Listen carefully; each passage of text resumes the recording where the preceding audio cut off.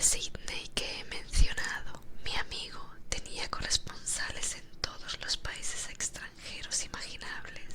La imagen era una fotografía en sepia de una odiosa estatuita de piedra casi igual a la que Legras había encontrado en el pantano. Despogué vivamente a la hoja de su precioso contenido. Leí el artículo con cuidado y lamenté su brevedad.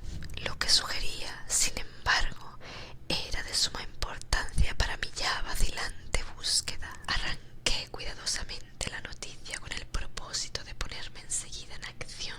He aquí el contenido: misterioso barco a la deriva, rescatado en alta mar. El Vigilant arribó remolcando a un yate neozelandés armado, un muerto y sobreviviente a bordo. Relatan combates furiosos y muertes en alta mar. Marinero rescatado se niega a dar detalles de la misteriosa experiencia. Ídolo extraño hallado en su poder. Se iniciará una investigación. El carguero Vigilant de la compañía Morrison, procedente de Valparaíso, remolcando al yate Albert de Dunedin, NZ, con serias averías, pero dotado aún de un poderoso armamento. El yate fue avistado el 12 de abril a los 34 grados 21 de latitud sur y a los 152 grados 17 longitud oeste, con un muerto y un sobreviviente a bordo. El Vigilant dejó Valparaíso el 25 de marzo y el 2 de abril fue alejado considerablemente de su curso en dirección sur por excepcionales tormentas y enormes olas. El 12 de abril avistó el buque a la deriva. En apariencia había sido abandonado, pero luego descubrió que llevaban un sobreviviente en estado de delirio y un hombre muerto por lo menos desde hacía una semana. El sobreviviente apretaba entre sus manos una piedra horrible de origen desconocido, de unos 30 centímetros de alto, cuyo origen los profesores de la Universidad de Sydney, la Sociedad Real y el Museo de la calle College no pudieron determinar, y que el hombre afirmaba haber descubierto en la cabina del yate en un altarcito rudimentario. Este hombre, ya recobrado, relató una historia de piratería y violencia sumamente extraña. Se trata de un noruego llamado Gustav Johansen, de cierta cultura, segundo oficial en la goleta Emma Auckland, que partió para el Callao el 20 de febrero con una tripulación de 11 hombres. El Emma, digo, fue retrasado y alejado considerablemente de su ruta por la tormenta el 1 de marzo y el 22 del mismo mes a los 49 grados 51 de latitud sur y a los 128 grados 34 de longitud este encontró a Albert conducido por una tripulación de canacos y mestizos de aspecto patibulario. El capitán Collins no obedeció la orden de virar y la tripulación del yate abrió fuego sin aviso con una batería de cañones de bronce particularmente pesada. Los marineros del Emma, dijo el sobreviviente, se resistieron con valentía y aunque la goleta comenzó a hundirse, pues varios proyectiles habían alcanzado la línea de flotación, lograron acercarse al enemigo y lo abordaron poniéndose a luchar en cubierta. Como los tripulantes del yate combatían de un modo torpe y cruel, tuvieron que matarlos a todos. 3 de los hombres del Emma, incluso el capitán Collins y el primer oficial Green, murieron, y los 8 restantes, bajo el mando del segundo oficial Johansen, se pusieron a navegar en la dirección seguida originalmente por el yate, a fin de descubrir por qué motivo se les había ordenado cambiar de rumbo. Al día siguiente desembarcaron en una islita que no figuraba en ningún mapa. 6 de los hombres murieron allí, aunque Johansen se mostró particularmente reticente a este respecto y dijo que habían caído en una grieta entre las rocas. Más tarde, parece, Johansen y sus compañeros volvieron al yate y trataron de hacerlo navegar, pero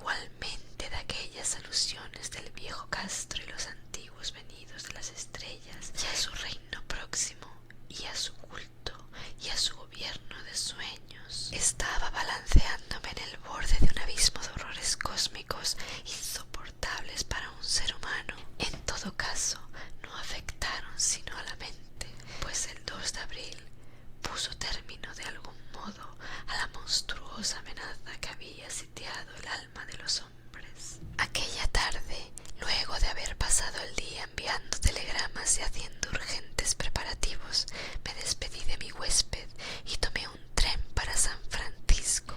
En menos de un mes llegué a Dunedin, donde, sin embargo, descubrí que se sabía muy poco de los extraños miembros del culto que habían vivido en las posadas marineras. El vagabundeo en los muelles era asunto demasiado común y no valía la pena mencionarlo, pero algo oí a propósito de una expedición terrestre realizada por estos mestizos, durante la cual se escuchó el débil golpear de unos tambores y se vio un fuego rojo en las colinas lejanas. En Auckland me enteré de que Johansen había vuelto a Sydney, donde acababa de sometérsele a un inútil interrogatorio, con el pelo totalmente cano, y que luego de vender su casita de la calle West había regresado con su mujer a su viejo hogar en Oslo. De su aventura no dijo a sus amigos más de lo que ya sabían los oficiales del almirantazgo,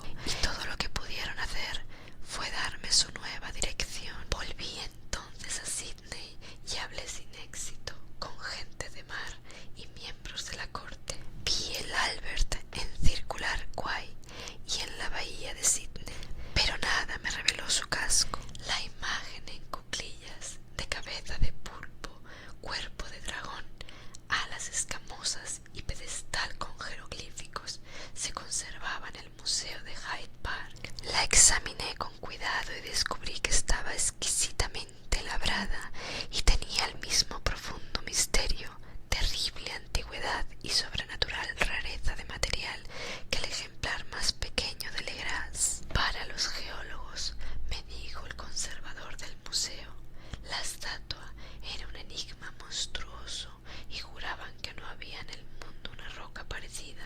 Recordé, estremeciéndome, lo que había dicho el viejo Castro a Legras a propósito de los primeros grandes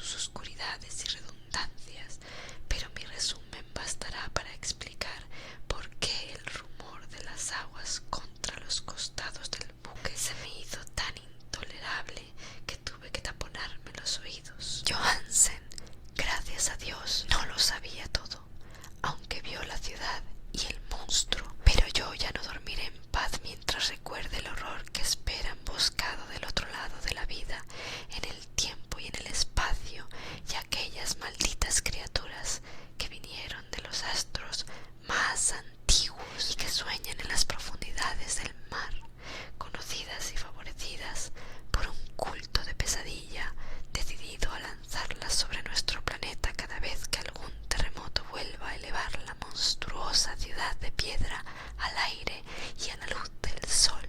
El viaje de Johansen había comenzado tal como declaraba él mismo ante el almirantazgo. El Emma había dejado Auckland en lastre el 20 de febrero y sintió todo el impacto de esa tempestad consecutiva al terremoto que arrancó a los abismos marinos el horror que pobló los sueños de los hombres. Recobrado el gobierno, el buque navegó favorablemente hasta encontrarse con el Albert el 22 de marzo y sentí la pena del oficial al describir el bombardeo y el hundimiento de su nave. De los mestizos del yate, Johansen hablaba con un horror realmente significativo. Había algo abominable en ellos que hacía que su destrucción pareciese casi un deber, y Johansen se sorprende ante la acusación de crueldad que contra él y sus compañeros hizo la corte.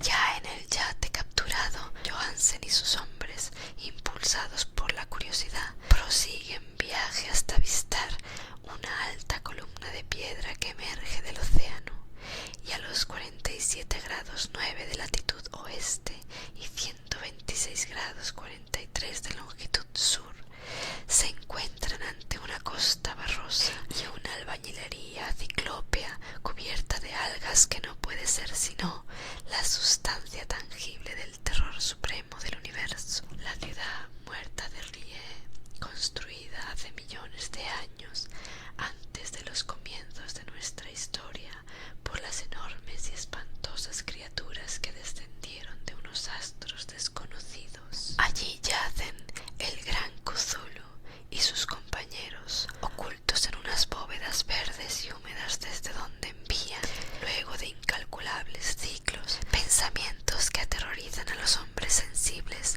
y reclaman imperiosamente a los fieles del culto que inician el peregrinaje de la liberación y la restauración. El oficial Johansen ignoraba todo esto, pero Dios sabe bien que había visto bastante. Creo que emergió de las aguas solo a la cima de la ciudadela, coronada por un enorme monolito donde yace el gran Cthulhu. Cuando imagino tamaño de todo lo que puede esconder el fondo del océano, siento deseos de morir sin esperar ya más. Johansen y sus hombres se sintieron aterrados ante la majestad cósmica de esa húmeda Babilonia habitada por demonios y debieron sospechar instintivamente que no pertenecía ni a este ni a ningún otro planeta similar. En todas las líneas de la estremecida descripción de Johansen se advierte el mismo pavor ante el tamaño indescriptible de los bloques de piedra verde, ante la altura vertiginosa del monolito labrado, ante la asombrosa identidad de esas colosales estatuas y bajorrelieves, con la rara imagen encontrada en la sentina del Albert. Sin conocer el futurismo, Johansen describe, al hablar de la ciudad, algo muy parecido a una obra futurista. En vez de referirse a una escultura definida, algún edificio se reduce al hablar de vastos ángulos y superficies pétreas, superficies demasiado grandes para ser de este mundo y cubiertas por jeroglíficos e imágenes horribles. Menciono estos ángulos pues me recuerdan los sueños que me relató Wilcox. El joven escultor afirmó que la geometría de la ciudad de sus sueños era anormal, no euclidiana, y que sugería esferas y dimensiones distintas de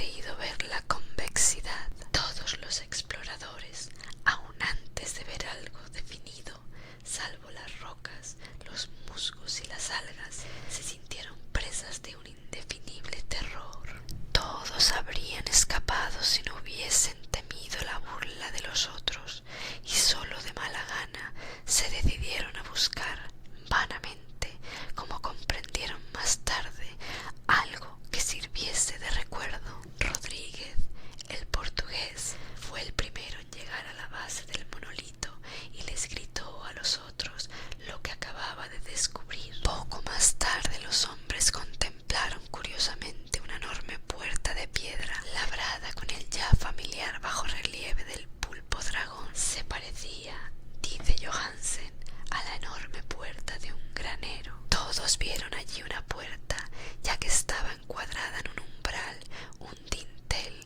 y dos montantes, pero nadie pudo decidir si estaba situada horizontalmente, como la puerta de una trampa, o algo inclinada, como la puerta exterior de un altillo. Como lo hubiese dicho Wilcox, la geometría del lugar era errónea. Uno no podía estar seguro de que el mar y el suelo fueran horizontales, de modo que la posición relativa de todo el resto parecía variar fantásticamente. Briden presionó sobre la piedra en diversos sitios sin resultado.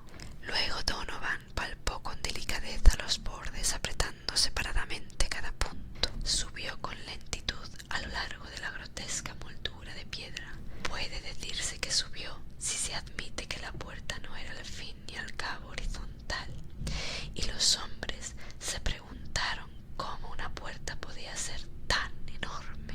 Al fin, muy suavemente, muy lentamente, la parte superior del panel comenzó a inclinarse hacia adentro y todos vieron que la piedra se balanceaba. Donovan se deslizó o trepó de algún modo a lo largo de uno de los montantes y los hombres se pusieron a observar el curioso retroceso de la puerta monstruosa. En este fantástico mundo de deformaciones prismáticas, la piedra se desplazaba anormalmente en diagonal, despreciando todas las leyes de la materia y la perspectiva. La abertura mostraba una oscuridad casi material. Estas tinieblas tenían realmente una cualidad positiva, pues ocultaban algunas partes de las paredes interiores que debían ser visibles. Al fin surgió de aquella cárcel milenaria algo así como una humareda que oscureció la luz del sol mientras se elevaba hacia el cielo, empequeñecido y arrugado con la ayuda de sus alas membranosas. El olor que salía de aquellos abismos recién abiertos era insoportable, y Hawkins, que tenía el oído fino, creyó oír allá abajo un sonido chapoteante e inmundo. Todos escucharon y todos escuchaban aún cuando el monstruo se hizo visible, babeando y apretando su inmensidad verde y gelatinosa a través de la tenebrosa abertura hasta elevarse pesadamente en el aire corrompido de aquella ciudad de pesadilla. La letra del pobre Johansen es apenas inteligible en esta parte. De los 6 hombres que nunca llegaron al barco, cree que 2 murieron simplemente de miedo en aquel instante maldito. El monstruo está más allá de toda posible descripción. No hay lenguaje aplicable a ese abismo de horror inmemorial, a esa pavorosa contradicción de todas las leyes de la materia,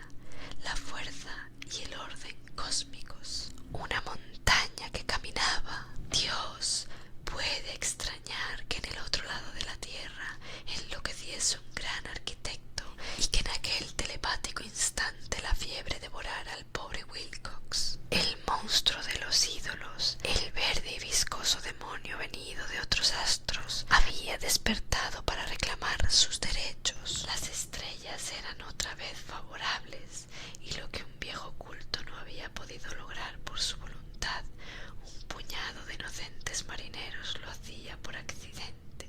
Luego de millones y millones de años, el gran Cthulhu era libre otra vez. 3 hombres fueron barridos por aquellas patas membranosas antes que nadie tuviese tiempo de volverse. Que descansen en paz, si hay hay algún descanso en el universo. Era Donovan, Guerrera y Armstrong. Parker resbaló mientras los otros 3 sobrevivientes se precipitaban frenéticamente en un escenario infinito de rocas verdosas. Johansen jura que fue absorbido hacia arriba por un ángulo que no debía estar allí.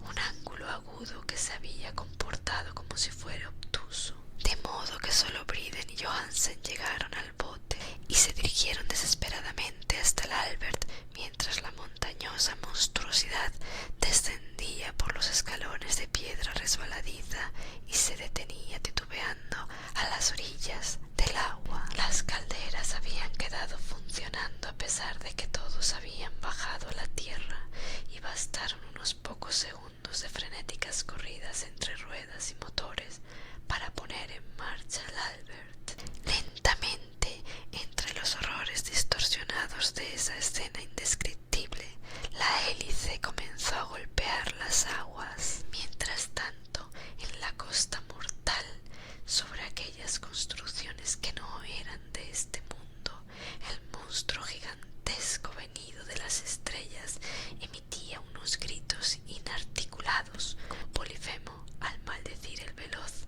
navío de Ulises. Enseguida, con más audacia que los cíclopes de la leyenda, el gran Cthulhu penetró en las aguas e inició la persecución con golpes que levantaron enormes olas. Briden volvió la vista y enloqueció. Desde entonces rió a intervalos hasta que la muerte lo alcanzó en su cabina, mientras Johansen vagaba delirando de un lado a otro. Pero Johansen no había abandonado la partida.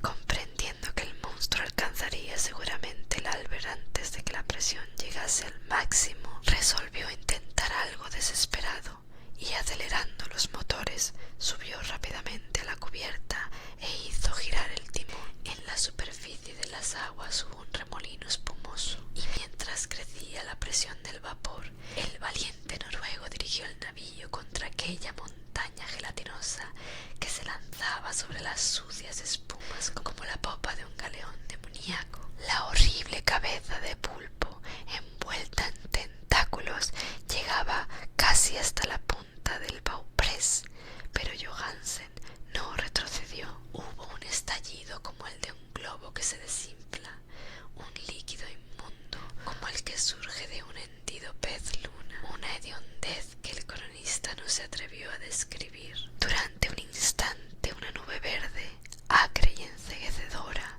envolvió al buque y un hervor maligno quedó a popa, donde, Dios del cielo, la esparcida plasticidad de aquella entidad celeste estaba recombinándose y recobrando su forma primitiva, mientras el Albert se alejaba más y ganaba velocidad.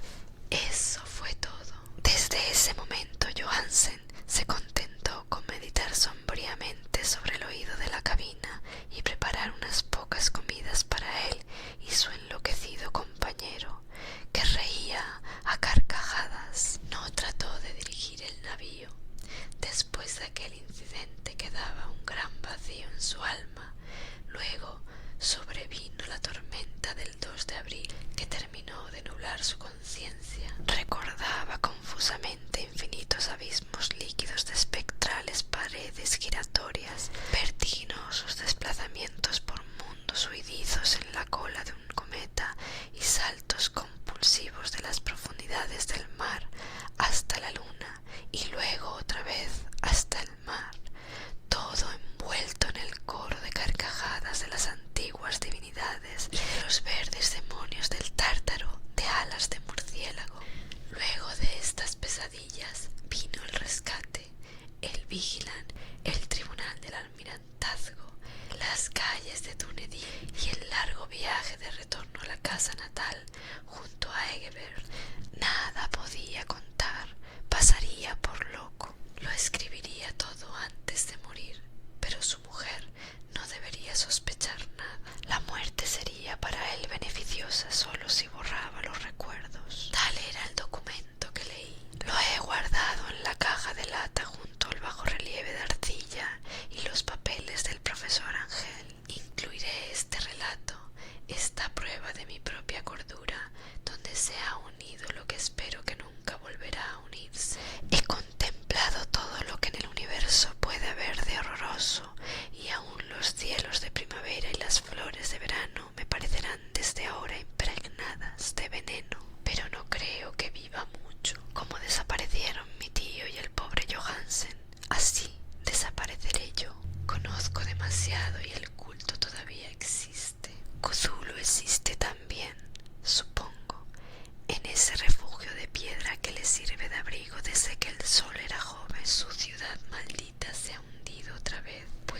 Vigilant navegó por aquel lugar después de la tormenta de abril, pero sus ministros en la tierra bailan aún y cantan y matan en lugares aislados, alrededor de monolitos de piedra coronados de imágenes. Cthulhu tuvo que haber sido atrapado por los abismos submarinos, pues si no el mundo gritaría ahora de horror. ¿Quién conoce el fin? Lo que ha surgido ahora puede hundirse, y lo que se ha hundido puede surgir